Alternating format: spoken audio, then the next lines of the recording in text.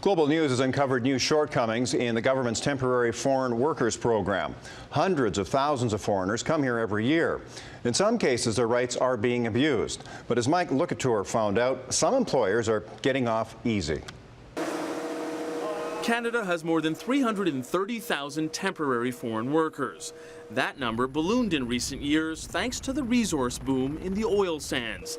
Employers who abuse their workers are supposed to be blacklisted by the federal government and prevented from recruiting these types of employees.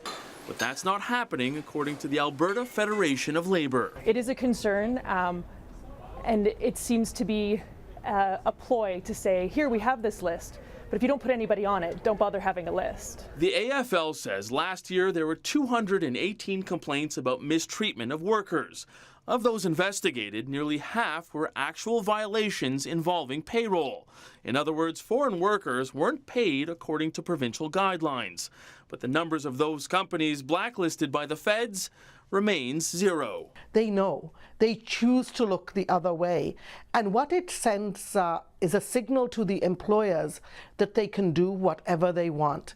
The new Labour Minister disagrees, pointing to tighter rules which came into effect in the spring. Still, Kelly Leach says a communication breakdown could be to blame. We need our provincial counterparts to speak to us and to make sure that we're communicating well. We obviously have to have a dialogue with them.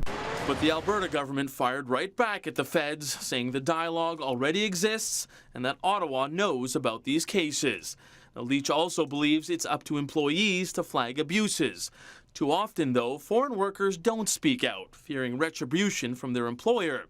In those cases, the government feels random audits will catch violations. Now, the feds promise to improve communication with the provinces in order to maintain labor standards.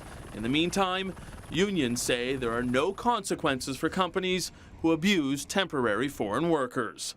Mike Lukatour, Global News, Ottawa.